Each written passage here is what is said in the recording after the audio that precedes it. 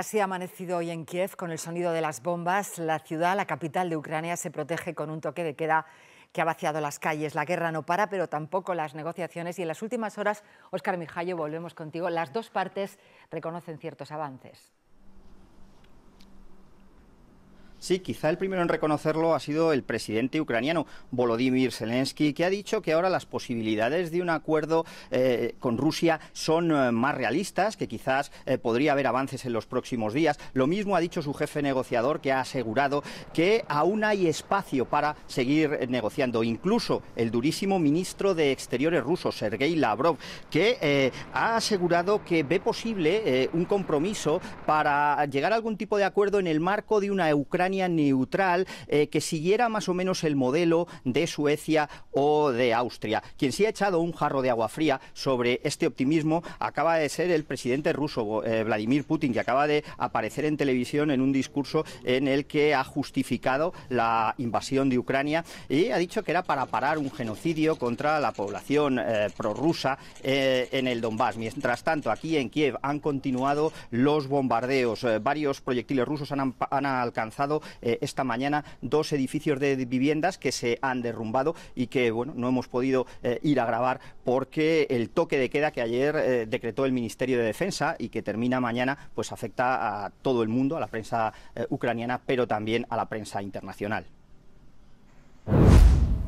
El humo se levanta sobre el horizonte de Kiev. La capital ha vuelto a sufrir bombardeos. A ras de suelo, este es el resultado. Escombros y residentes evacuados. Todavía nos han ofrecido datos de víctimas. Dentro, vidrios rotos y apartamentos desolados. En las aceras, cascotes y más cristales rotos.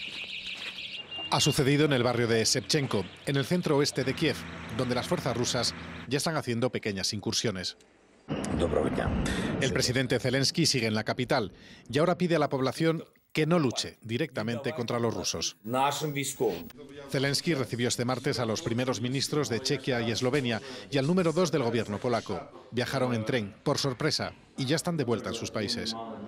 Ucrania sigue pidiendo una zona de exclusión aérea y aviones de combate, a lo que la OTAN se opone por ahora. Algunas de las armas enviadas a Ucrania han acabado en manos rusas, como estos lanzacohetes estadounidenses, suecos y alemanes. En Kharkov, los vecinos también sufren los efectos de los bombardeos. Las fuerzas rusas ya han entrado en la segunda ciudad del país. En este hospital cuidan de pacientes COVID y los bajan al refugio cuando suenan las sirenas. Los médicos explican que lo más peligroso es el posible contacto de los explosivos con las bombas de oxígeno de los enfermos. También bajo tierra viven la guerra estos bebés. Son 21 hijos de ucranianas a los que matrimonios europeos o estadounidenses han pagado por su gestación. Esta pareja de alemanes ha entrado en el país para recoger al niño. Solo se lo darán en persona. En estos momentos, unas 500 mujeres ucranianas están embarazadas de niños y niñas para familias extranjeras. Así, con vítores y aplausos, ha recibido el Congreso de Estados Unidos al presidente ucraniano. Volodymyr Zelensky ha comparado la invasión rusa con los ataques terroristas del 11 de septiembre de 2001 en Washington y Nueva York. El presidente ucraniano ha vuelto a pedir el cierre del espacio aéreo y más sanciones contra el Kremlin. España acogerá a 1000 refugiados ucranianos en los centros que ya están preparados en Madrid, en Barcelona y en Alicante. Lo ha anunciado en Moldavia el ministro de Exteriores, José Manuel Álvarez. Es la primera parada de una gira por países fronterizos con Ucrania para ver en qué situación están las personas que han huido de la guerra.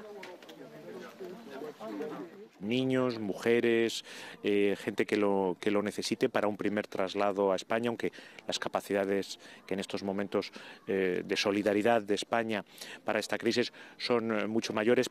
Desde que empezó esa guerra han sido asesinados 7 periodistas y hay varios más heridos. Los equipos de televisión española desplazados a Ucrania comprueban cada día las dificultades para informar. Volvemos a Kiev para hablar de nuevo con Óscar Mijallo y con el reportero que te acompaña, Óscar, con Miguel Ángel de la Fuente. Hola a los dos. Hola, ¿qué tal, Ana? Bueno, con vosotros está también otro compañero, Hugo Úbeda, y también lo que llamamos en este lenguaje que utilizamos los periodistas fixer. Hay también entre esos periodistas fallecidos personas que hacían ese trabajo. Óscar, me gustaría que explicaras cómo es de importante esa ayuda que recibís. Bueno, pues a mí me gusta decir que la Fixer es nuestra primera línea de defensa. Yo conozco tan solo un puñado de periodistas a los que les ha salvado la vida el casco o el chaleco antibalas, que son tan espectaculares, pero a todos nosotros en algún momento nos ha salvado el pellejo, en alguna ocasión, nuestra Fixer. En nuestro caso, Ludmila pues es la que se ha encargado de meternos aquí en Kiev por una ruta segura, la que cuando planificamos el trabajo por las mañanas y queremos ir a un barrio peligroso, a un barrio bombardeado, pues se encarga de diseñar la ruta para llegar, preguntar cómo es y sobre todo, lo más importante, de sacarnos de allí. Ayer mismo estuvimos en un barrio en el que habían caído unos misiles rusos sobre un edificio residencial, los bomberos estaban apagando el incendio y mientras tanto estaban bombardeando los alrededores de ese barrio. Bueno, pues la Fixer estaba pendiente de en qué sitios estaban bombardeando, cómo había que gestionar todo aquello y una posible ruta pues de huida. Ellos no se les ve tanto, pero sufren las mismas consecuencias que nosotros en muchas veces,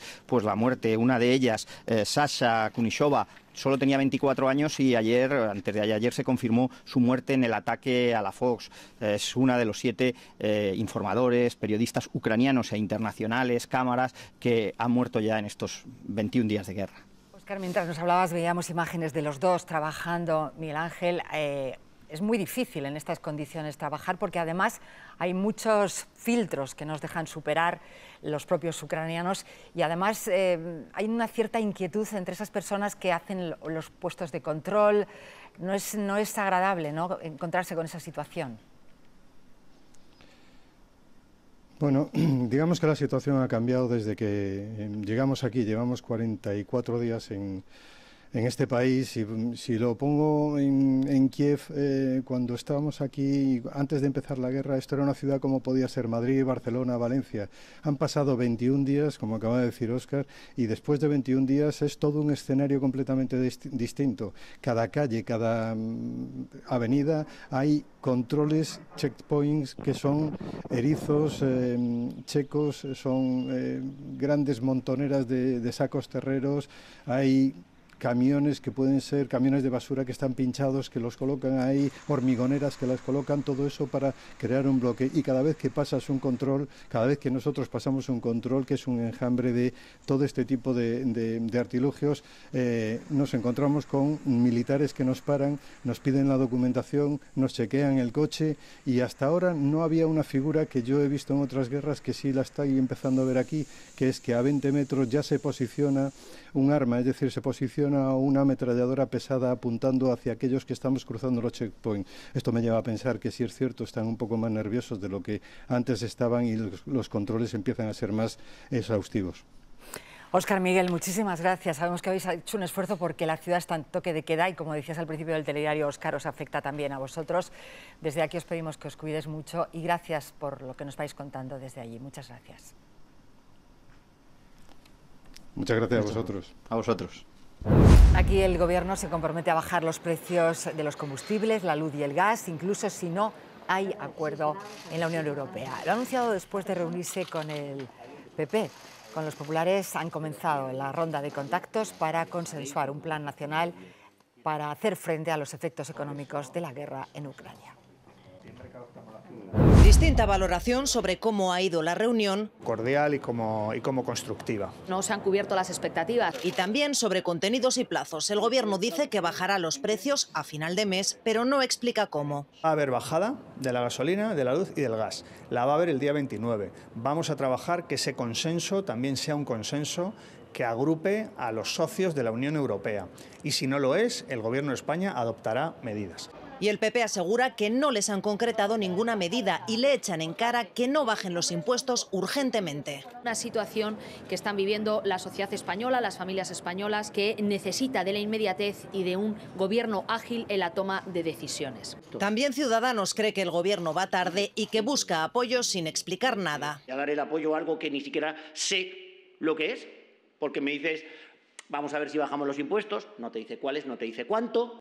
No habrá reunión con Vox, que ha rechazado la invitación. Se autoaplica el cordón sanitario que dice les quiere poner el PSOE. Sí ha habido duras críticas de Abascal en la sesión de control con el presidente del Gobierno. ¿Qué está haciendo usted por los españoles que están sufriendo? Absolutamente nada. Migajas y mentiras. Salvini, Le Pen, usted y Putin no se saldrán con la suya.